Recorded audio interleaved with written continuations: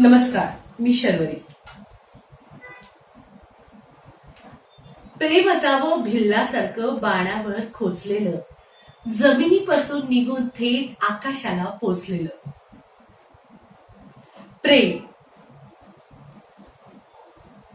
प्रेमाला उपमा नाही हे देवाघरचे नाते. खूप छान छान छान छान बोलतीये, कारण सीझन ही तसाच आहे. गेले अनेक दिवस टेडी डे, त्यानंतर हग डे, आज तर हग डे आहे, त्यानंतर chocolate day, kiss day and then after Valentine day, अशा प्रकारचे मस्तपैकी अनेक जण हे डे साजरे करतायत. पण प्रेम जे असतं ना, ते फक्त 7च दिवसाचं नसतं, तर प्रेम हे आयुष्यभराचं असावं. त्या वेडेपणात, त्या मंतरलेल्या दिवसात अनेकांचे पाय ही घसरतात आणि घसरलेल्या पायानं आयुष्य जगणं इतकं सोपं नसतं. कारण प्रेम ही अशी व्याख्या आहे जी म्हणतात ना, आपण अनेक गाणी ऐकतो की ये रोग ना लग जाए, ये इश्क बडा है, ये वो. कारण आपण पाहिलंय की प्रेमात अनेक जण आपलं जीवन संपवतात, अनेक जण आपले करिअर संपवतात, प्रेमात अनेक जण काय म्हणतात त्याला, रिव्हेंज घ्यायला जातात आणि अनेक रेपच्या केसेस होत आहेत, आपण पाहतो. कारण प्रेम आहेच तसं. प्रेमात जो त्रास होतो ना, तो खूप असतो. मग त्यात वेगळ्या वेगळ्या गोष्टी असतात. फसवणं आलं, आणि काय म्हणतात त्याला, फसवणं आलं किंवा एकमेकांना अचानक सोडून वेगळं विभक्त होणं आलं, असे एक ना अनेक अनेक विषय असतात. आणि अशाच प्रेमाबद्दल आज मी तुमच्याशी बोलणार आहे. कारण हा आठवडा जो आहे, त्या आठवड्याला काय म्हणतो तो मॅडम, आपल्याशी अगदी या ठिकाणी याच प्रवाहातनं, म्हणजे ज्या युवती आहेत अशाच आपण युवतींशी बोलतोय आणि ह्याच प्रवाहातनं जात असताना या डेजनं नेमकं म्हणायचं व्हॅलेंटाईन वीक्स असं तरी म्हणतात. व्हॅलेंटाईन वीक सुरू आहे, वीक सुरू आहे असं आपण म्हणतो जनरली. मग व्हॅलेंटाईन वीक चालू असताना मी सगळंच निगेटिव्ह नाही बोलत आहे, पण प्रेम हे अंधळं असतं आणि डोळसपणे बघण्याची अत्यंत गरज आहे. प्रवाहातनं सगळे वाहत असतात, पण प्रवाह कधी कधी चुकला तर आयुष्याची गणितं चुकून बसतात. अनेकांची गणितं चुकलेली असतात, कदाचित त्यात आमचीही गणितं चुकली असतील.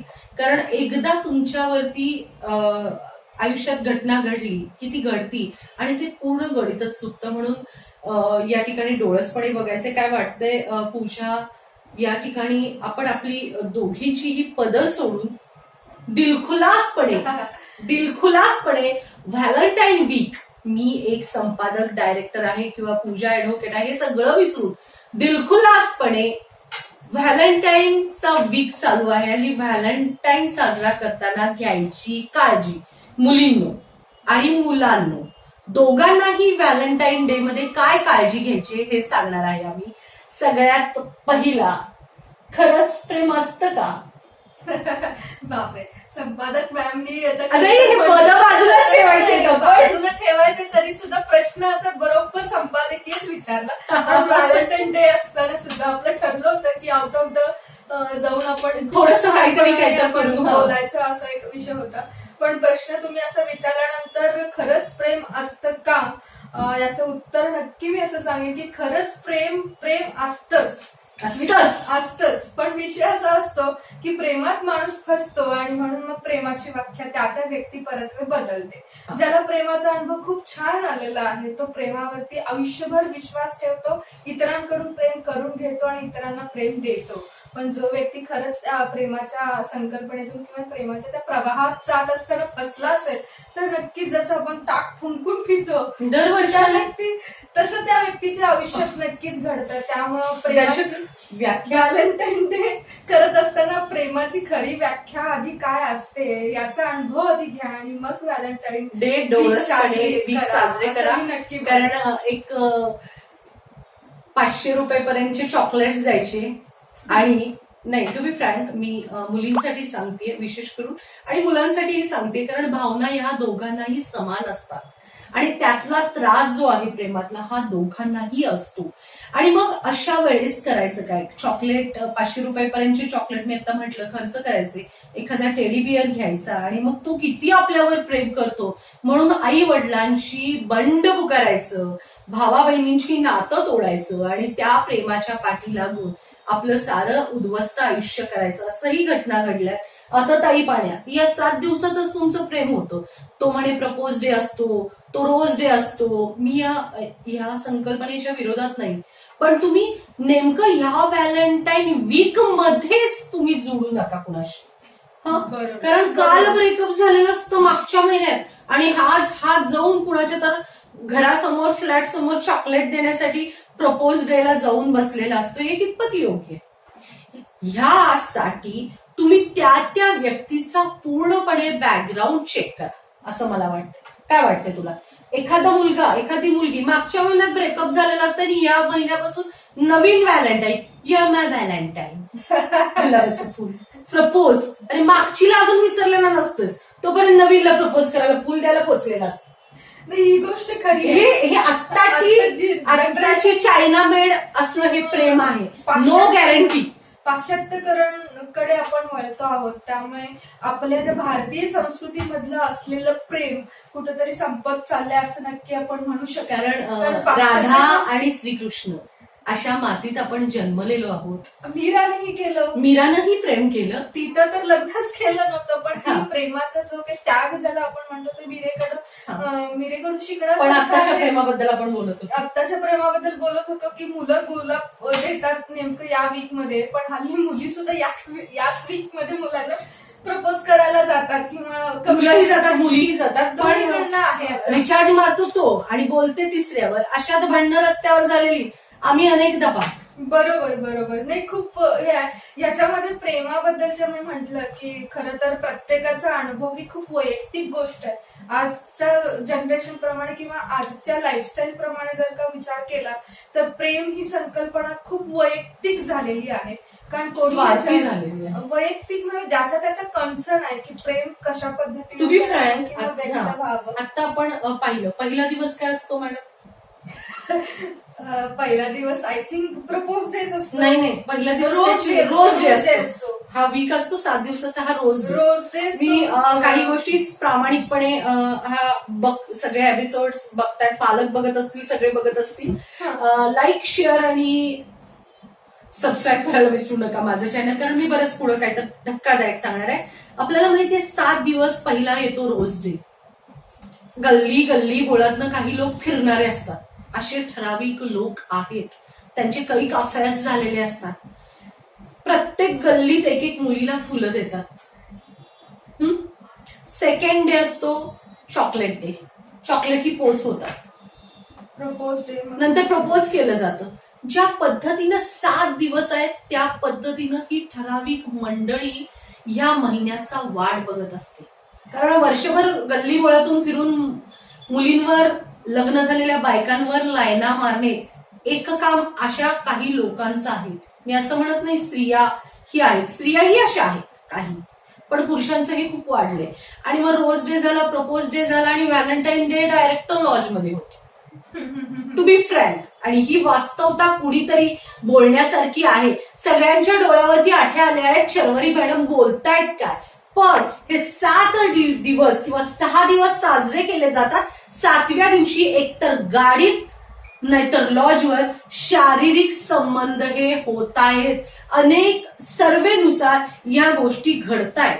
आणि त्याच्यानंतर हा ज्याचा त्याचा वैयक्तिक प्रश्न आहे, पण पुढं त्या मुलीचं काय? अनेक जण, अनेक मुली असतील किंवा मुलं असतील, ते हे नातं व्यवस्थितपणे होत नाहीये म्हणून अनेक जण आत्महत्या करतायत.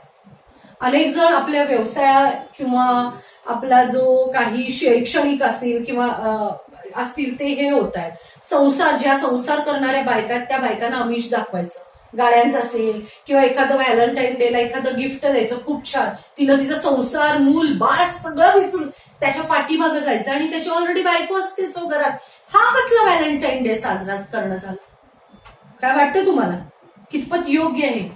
नाही, खरंच हे म्हणजे ही खरं तर व्हॅलेंटाईन वीक साजरा करणं हा प्रेमाचं जे काही प्रतीक आहे ते पाश्चिमात्यकरणातून आलेली ही संकल्पना आहे. आणि भारतामध्ये याचा दुरुपयोग होताना फार जास्त दिसतो आहे.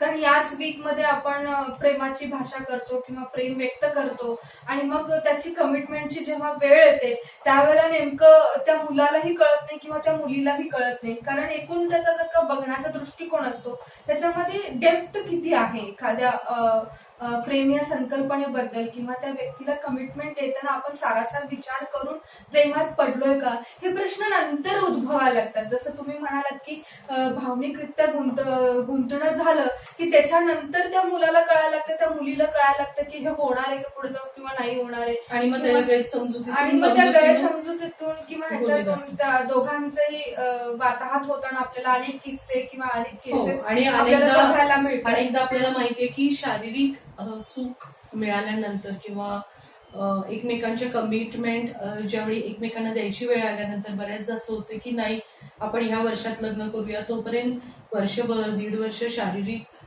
सुख दोघांनी घेतलेलं असतं किंवा तिला फसवून अनेकदा बऱ्याचदा केसेसमध्ये असं दिसते की मुलीला लग्नाचं आमिष दाखवून किंवा लग्न झालेल्या बायकांना लग्नाचं आमिष दाखवून नवरा सोड किंवा डिवोर्स झालेला असेल तर मी तुझ्याशी लग्न करीन, विधवा असेल तर मी तुझ्याशी लग्न करीन, डिवोर्सी असेल तर मी तुझ्याशी लग्न करीन, असं वारंवार सांगितलेलं असतं. आणि मग त्याच्यानंतर शारीरिक सुखानंतर त्या व्यक्तीला अवॉइड केलं जातं किंवा दुसरी बघितली जाते आणि मग काहीतरी घरगुती प्रॉब्लेम्स येतात आणि मग अशा वेळी मग 376 सारखे बलात्काराचे लग्नाचं आमिष दाखवून शारीरिक संबंध ठेवले किंवा एक प्रेम प्रकरण होतं एवढे दिवस यूज केला आणि नंतर बलात्कारची केसेस गुन्हे दाखल होतात आणि बऱ्याचदा महिला बलात्काराचे गुन्हे दाखल करतात. बऱ्याचदा अनेक मिरजेतेच एक प्रकरण घडलं होतं की त्या स्त्रीनं तिच्यावरतीच तिचाच वापर करून 1.5-2 वर्ष तिच्यावरतीच उलट्या केसेस घडल्या त्या पुरुषानं आणि तिच्यावर संबंध होते, लग्न करतो म्हटलेला. ज्यावेळी ती लग्न करायसाठी गेली त्यावेळी नाही म्हणाला आणि दुसरी बरोबर संबंध चालू केले आणि त्यावेळी तिनं आत्महत्या करून ती मेली आणि त्याच्यानंतर तिच्या घरच्या आणि त्याच्या घरच्यांवर गुन्हे दाखल केले आणि बरेच दिवस ती व्यक्ती जेलमध्ये पण होती, आपण पाहिलं. पण अशा पद्धतीनं जर घटना घडत राहिल्या तर स्त्रियांचं आयुष्याचं पुढं काय, सिक्युरिटी काय, मुलींच्या आयुष्याची सिक्युरिटी काय, ती तर स्त्री लग्न झालेली होती पण ह्याच्या अशा अनेक घटना घडत आहेत, त्यांना कोण वाली. पण अलीकडे तर फॅडच आहे चालू. या ठिकाणी डोळसपणे महिलांनी, मुलींनी, ज्या लग्न झालेल्या स्त्री आहेत विशेष करून, घरात सगळ्यांचे प्रॉब्लेम्स असतात, मान्य आहेत, पण तुम्ही तुमच्या जीवनाची बर्बादी करू नका. डोळसपणे त्या विषयाकडे बघा की हा बाबा मी माझं घर सोडलं तर तो मला आयुष्यभर सांभाळेल का. 2 मिनिटाची मजा असते पण ज्यावेळी त्याला समजेल त्यावेळी एकतर तो व्यसनाधीन होऊ शकतो, जो तुमचा नवरा असेल तो, नाहीतर आत्महत्या करू शकतो. आणि तुम्ही ज्याच्या बरोबर जाताय किंवा ज्याच्याबरोबर रिलेशनशिप मध्ये राहताय तो खरंच त्याचा संसार किंवा त्याचं सगळं सोडून तुमच्या सोबत राहणार आहे का, या गोष्टींचा विचार करा. अर्थात तुम्ही त्याच्यावरती गुन्हे दाखल करू शकता की लग्नाचा आमिष दाखवून त्यानं बलात्कार केला वगैरे, सगळं ठीक आहे, त्याला शिक्षाही होईल, पण पुढं तुमच्या जीवनाचं काय, या सगळ्या गोष्टींचा विचार करा. सारासार विचार करणं अत्यंत गरजेचं आहे. आर्थिक परिस्थिती आपली खराब आहे म्हणून अनेकदा अनेक अशा घटना घडल्या जात आहेत. आपल्याला असं कोणतरी राजकुमार येईल आणि आपल्याला आपलं संगोपन करेल असं काही नाही. आम्ही दोघी आता इथे चर्चा करतोय बेधडकपणे या विषयावरती. मुलींनो, महिलांनो, खास खास खास तुमच्यासाठी, कारण कोणतर आपल्याला काय तर देईल पेक्षा आपण स्वतःच्या पायावरती उभारणं अत्यंत अत्यंत आवश्यक आहे. काय म्हणायचं या सगळ्या एकूणच विषय, कारण याचाही वास्तवता आणि परिस्थिती वाढली समोर. आम्ही कोर्टात जेव्हा आम्ही फॅमिली कोर्टामध्ये प्रॅक्टिस करत असतो असेच केसेस प्रचंड आहेत.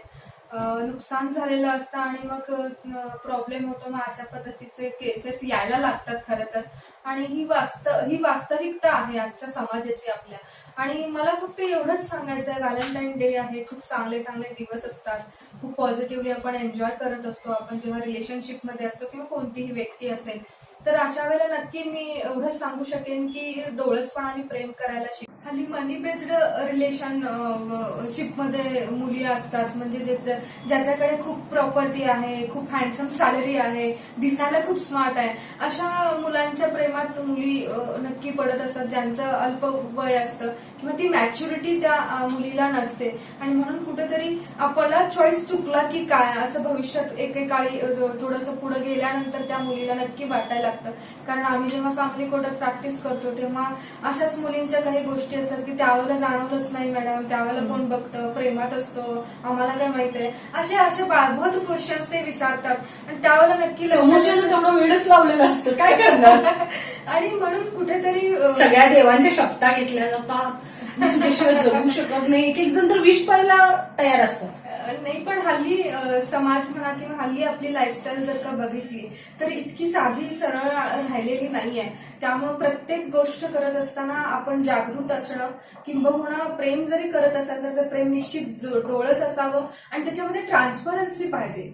तुमच्या नात्यांमधली ट्रान्सपरन्सी आणि तुमच्या नात्यांमधला ट्रस्ट, या दोन गोष्टी आहेत की जे तुम्हाला विश्वास आणि एकमेकांशी पूर्ण खरं बोललं पाहिजे. आणि जी काय तुम्ही एकमेकांना दिलेली वचनं आहेत ती या व्हॅलेंटाईन डेच्या निमित्तानं सांगतो. आम्ही दोघीही अशा क्षेत्रात आहेत की तिथं अनेक समस्या आमच्या समोर वारंवार येत असतात.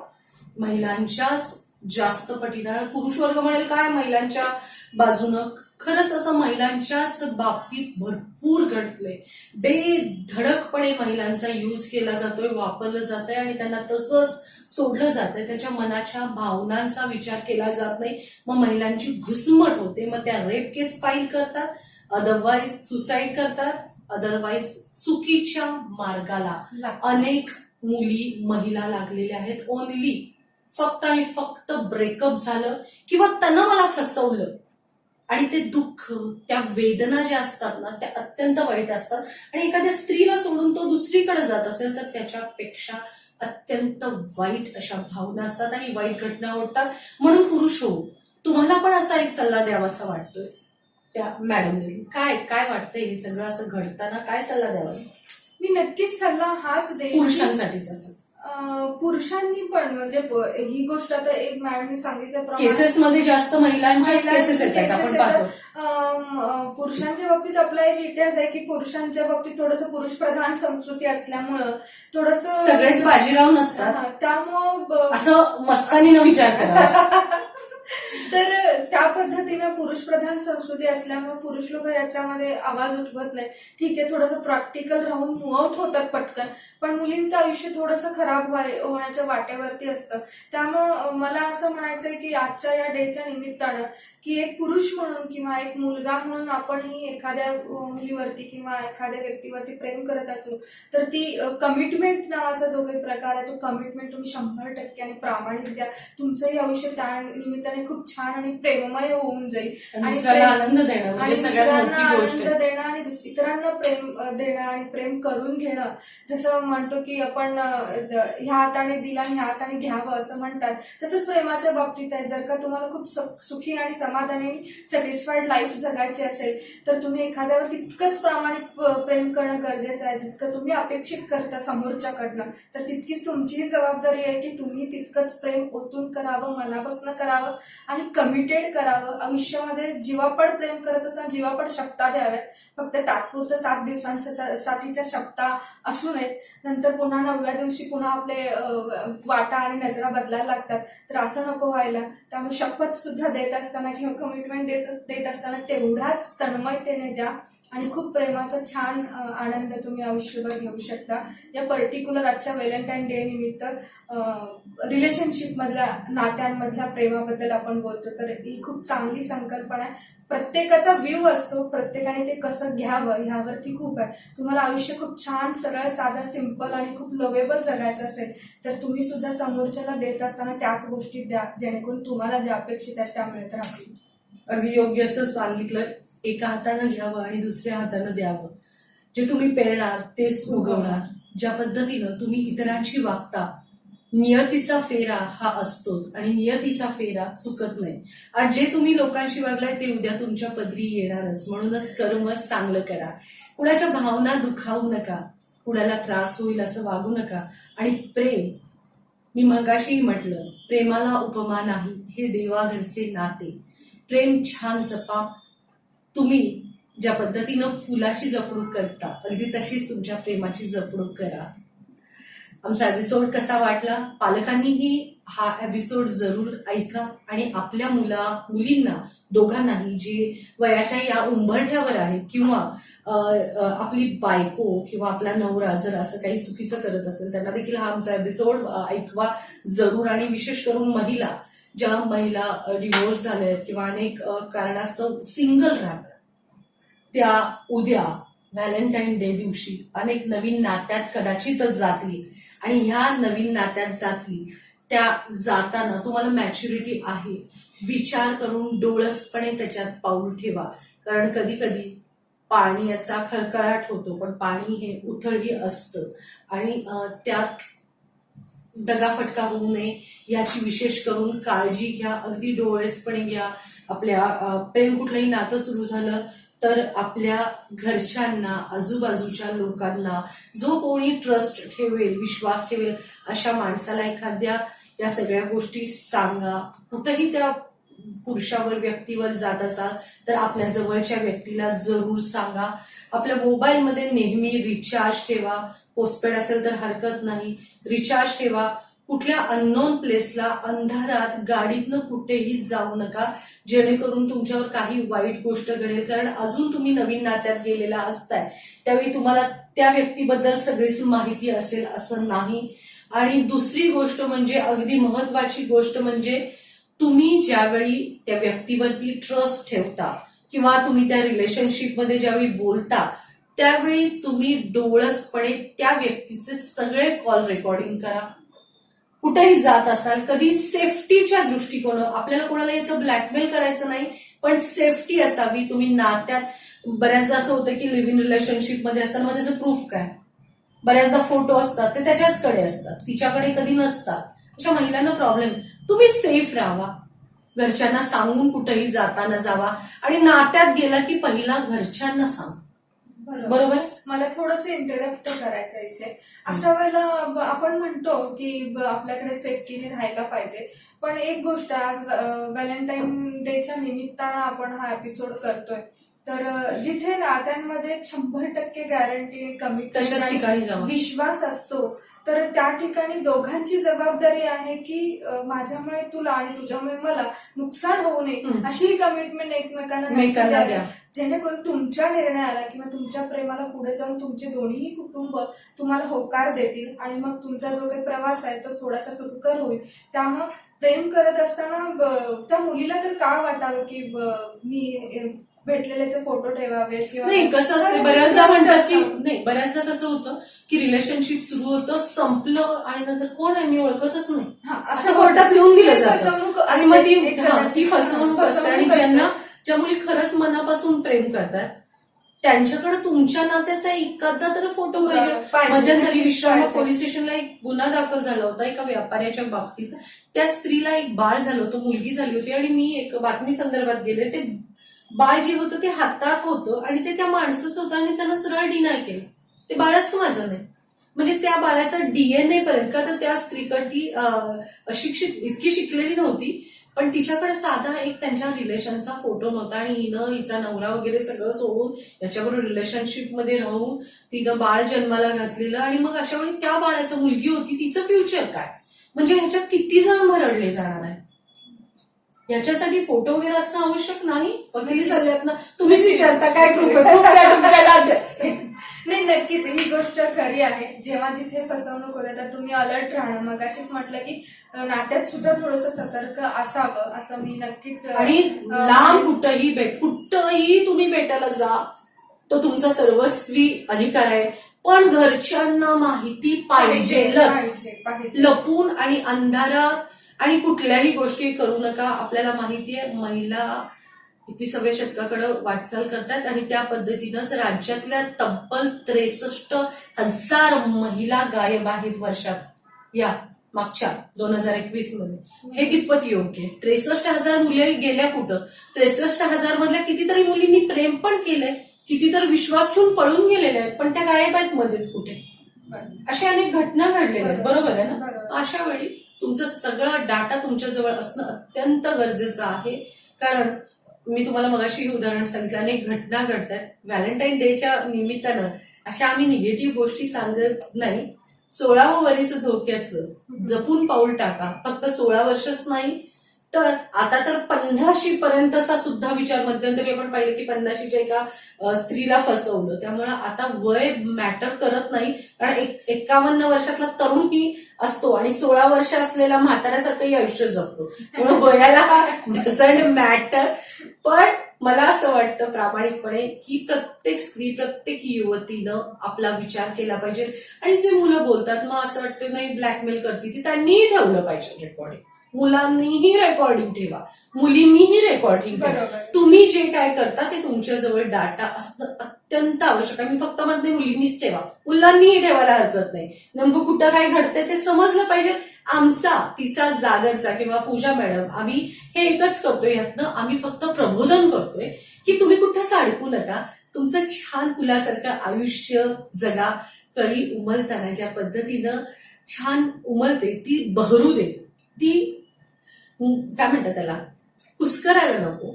आणि सगळ्यांनीच काळजी घेऊया, तिची आणि त्याचीही. जे कोण प्रेमात असतील, वय डझंट मॅटर.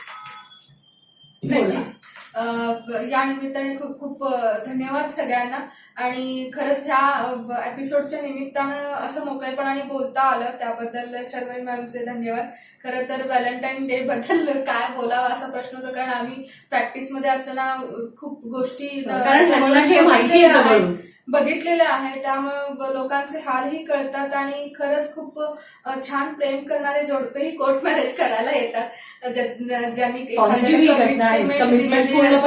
हा, तर तेही छान वाटतं की इतक्या सक्षमपणाने निर्णय घेऊन आज स्वतःचं आयुष्य जगण्यासाठी सुरुवात करत असतात. खूप खूप धन्यवाद. या व्हॅलेंटाईन डे निमित्त सगळ्यांना पुनश्च एकदा शुभेच्छा. पाश्चिमात्यकरणातलं संकल्पना जरी असली तरी तुम्ही त्या गोष्टींचा कसा उपयोग करता याच्यावरती बऱ्याच गोष्टी अवलंबून असतात. त्यामुळे हे 7 दिवसाचे जरी प्रेमाचे दिवस असले तरी या 7 दिवसामध्ये जरी काही प्रेम झालं तर नक्कीच आयुष्यभर म्हणजे मरेपर्यंत प्रेम करण्याची सुद्धा क्षमता ठेवा असं मी नक्की सांगेन मुलांनाही आणि मुलींनाही. आणि तुमचं आयुष्य तुमच्या हातात असतं. तसं आपण म्हणत असतात नेहमीच की तूच आहेस तुझ्या जीवनाचा शिल्पकार. नक्कीच आपण असतो. आणि प्रेमामध्ये खूप जण फसतात, त्यामुळे फसू नका, डोळसपणाने प्रेम करा एवढं नक्की सांगेल. आणि फसवू नका. वेदना स्वतःच्या करिअरला, स्वतःच्या विचारांवरती ठाम राहा. आपलीही स्वतःची मतं असावीत असं प्रत्येकाला वाटलं पाहिजे. मुलालाही आणि मुलीलाही तुमची मतं तुम्हाला ठाम मांडता येणं ही खूप गरजेची, काळाची गरज आहे असं मला वाटेल. या निमित्तानं प्रेमात आहे मग ही भावनिक होऊन असा विचार मी कसं मांडू किंवा मी असं त्याला कसं विचारू, ह्या ज्या काही बालिश गुंतवणूक ज्या होत आहेत विचारांच्या, तर त्या थोड्या थांबवा. आपल्या विचारांशी आपण ठाम असावं. एखादी शंकास्पद गोष्ट वाटली तर थेट आपल्या पार्टनरला विचारावं की हे मला असं असं वाटलं, त्याचं एक्सप्लेनेशन तो देईल. पण शंकेचं भूत एकदा का डोक्यात शिरलं की नंतर नात्याला काय म्हणतो काळीमा लागायची सुरुवात होते किंवा कीड लागायची सुरुवात होते. जिथे जिथे शंका येतात तिथे तिथे त्या शंकेचं निरसन करण्यासाठी थेट मतं मांडून तुम्ही विचारा एकमेकांना आणि तुमच्यामधले असलेले गैरसमज दूर करण्याचा सातत्याने प्रयत्न करा, जेणेकरून तुमचं जे काही नातं आहे ते अबाधित राहील आणि एकमेकांबद्दलचा विश्वास वाढून तुमचं देव करो की आयुष्यभरासाठीचा साथीदार तुम्हाला मिळून जाईल यातून. अगदी योग्य. आणि चांगला पार्टनर हा मिळणारच. तुमच्यापर्यंत खरं प्रेम हे येणारच, यात तिळमात्र संशय नाही. आणि व्हॅलेंटाईन हे एक लेखक होते आणि त्यांनी जेलमध्ये असताना आपल्या पत्नीला ते प्रेमपत्र लिहिलं होतं आणि तेव्हापासून व्हॅलेंटाईन डे साजरा केला जातो. तुम्ही आईशी प्रेम करा, तुम्ही वडिलांशी प्रेम करा, तुम्ही सगळ्यांशी प्रेम करा, तुम्ही स्वतःशी प्रेम करा. जर आज मी सिंगल आहे आणि मला कोणीच नाही, मला कोण गिफ्ट देणार, जा दुकानात गाडी काढा बाहेर, स्वतःला सगळ्यात महागडं गिफ्ट घ्या. कारण तुम्ही तुमच्यावरती खूप प्रेम करता आणि तुम्ही स्वतःला हॅपी व्हॅलेंटाईन डे म्हणा. सिंगल असणाऱ्यांनी बिलकुल काळजी करू नका. कसा वाटला आमचा एपिसोड? आवडला असेल तर सगळ्यांनी लाईक, शेअर आणि माझं चॅनल सबस्क्राईब करा. तिचं सांगेल. नमस्कार, धन्यवाद. धन्यवाद.